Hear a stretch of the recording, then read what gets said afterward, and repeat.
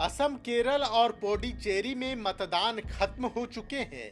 अब इंतजार 4 मई का है जब मतगणना होगी और नई सरकार किसकी बन रही है यह साफ होगा। लेकिन मत पेटियों में मतदाताओं ने अपना मत कैद कर दिया है। सरकार किसकी बनेगी इसका फैसला आज हो चुका है। आज बात सबसे पहले असम विधानसभा चुनाव की करते हैं। असम विधानसभा चुनाव में हमने सब कुछ देखा जो एक राजनीतिक फिल्म में देखने को मिलती है।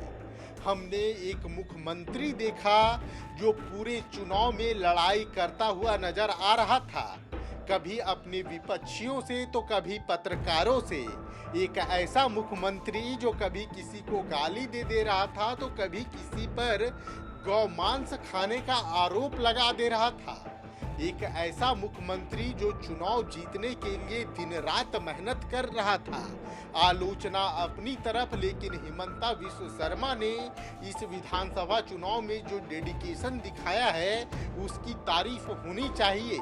हमने कांग्रेस देखा जो आपसी फूट और आपसी टकराव का दम इस चुनाव में झेल रही थी। हमने उस कांग्रेस के देखा जिसमें गौरव गोगोई लगातार मेहनत कर रहे थे और असम में सियासत बदलने की और असम में सत्ता बदलने की कोशिश कर रहे थे। इस चुनाव में हमने हेमंत सोरेन और कल्पना सोरेन को भी देखा। एक राज्य का मुख्यमंत्री किस तरीके से ग्राउंड पर डाउन टू अर्थ होकर लगातार मेहनत कर रहा था। प्रशासनिक पाबंदियों के बाद भी जब सभा तक नहीं पहुंचने दी जा रही थी तो कैसे फोन पर एक मुख्यमंत्री और उनकी पत्नी सभाओं को संबोधित कर रही थी, हमने वो सब देखा। हमने एक 27 साल की महिला प्रत्याशी को भी देखा जिस पर कटाक्ष करने के लिए खुद सूबे को मुखिया को सामने आना पड़ रहा था।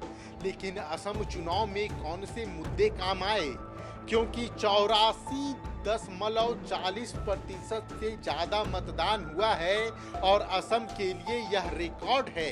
आखिर मतदाता इतनी बड़ी संख्या में जब घरों से बाहर मत डालने के लिए निकले तो इसका मकसद क्या था?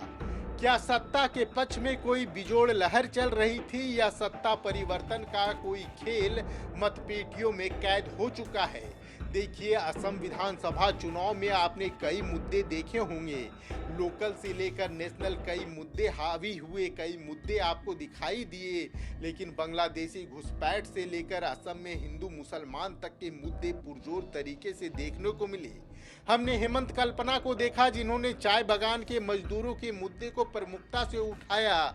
हेमंत सोरेन भी बड़ी संख्या में सीटों पर वहां चुनावी मैदान में है। क्या हेमंत जिस असम को एंट्री पॉइंट बनाना चाह रहे थे वह उस मकसद में सफल हो पाए? यह चुनाव कई मायनों में खास है और हम एक एक करके सभी चीज़ों पर चर्चा करेंगे।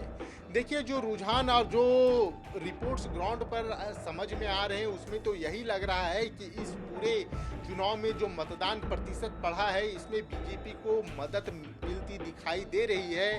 भाजपा के प्रति लोगों के मन में जो एंटी इनकमेंसी का माहौल देखने को या बनाने की कोशिश की गई वो ग्राउंड पे तो कम से कम देखने को मिली। तो ऐसे में एक मामला यह भी हो सकता है कि बीजेपी के समर्थन में लोग घरों से बाहर निकलकर मतदान कर रहे थे, या गौरव गोगोई, कांग्रेस और पवन खेड़ा विवाद के बाद क्या वोट शिफ्टिंग हिमंता विश्व शर्मा के पक्ष में हुई, क्योंकि हिमंता विश्व शर्मा लगातार एक नैरेटिव सेट करने की कोशिश कर रहे थे असम विधानसभा चुनाव में हिंदू मुसलमान का, हिंदुस्तानी पाकिस्तानी का। इसी तरह आप देखेंगे कुनकी चौधरी मामले में भी उन्होंने कुनकी चौधरी के परिजनों पर पाकिस्तान के समर्थन का आरोप भी लगाया था। देखिए, राजनीतिक नैरेटिव से खेली जाती है और बीजेपी एक पूरी तरीके से नैरेटिव सेट करने में असम में सफल रही, ऐसा कम से कम अभी तो लग रहा है। वहीं बात अगर कांग्रेस की करें तो कांग्रेस आपसी फूट से इस चुनाव में ज़्यादा जूझी, क्योंकि जेएमएम जैसे दल जब जिनकी चाय बागान के मजदूरों में अच्छी खासी पकड़ थी, वही दल जब कांग्रेस से अलग होकर अकेले चुनावी मैदान में उतर गए तो इससे साफ संकेत मिल रहा था कि इस बार कांग्रेस के लिए गणित तो वहाँ पे फिट नहीं बैठ रहे। कई छोटे दल भी हैं जो इस समीकरण को बैठाने और तोड़ने जोड़ने का काम चुनावी परिणाम में आपको करते हुए दिखाई पड़ सकते हैं। झारखंड के दृष्टिकोण से भी यह चुनाव अहम था। सिर्फ जेएमएम में नहीं, कांग्रेस के भी बड़े नेता असम चुनाव में लगातार लामबंदी कर रहे थे। तो क्या झारखंड का इम्पैक्ट अब असम में देखने को मिलने लगेगा? यह चुनावी परिणाम बताएंगे। क्या असम की राजनीति में अब झारखंड घुसपैठ करने में सफल हो पाएगा? क्या झारखंड पेनिट्रेट करने में सफल हो पाएगा? क्योंकि इसे इस तरीके से भी समझा जाना चाहिए कि असम में एक बहुत बड़ी आबादी जो चाय बागानों की है, उसमें बड़ी संख्या में झारखंड के आदिवासी शामिल हैं। ऐसे में देखना दिलचस्प होगा कि यह चुनावी परिणाम कैसे आते हैं। क्या बीजेपी सत्ता बरकरार रखने में सफल होती है या कांग्रेस कोई करिश्मा कर पाती है? क्या हेमंत का खाता खुलेगा? यह बड़े सवाल है। आप भी इस चुनाव को लेकर क्या सोचते हैं, यह हमें कमेंट बॉक्स में जरूर बताइएगा।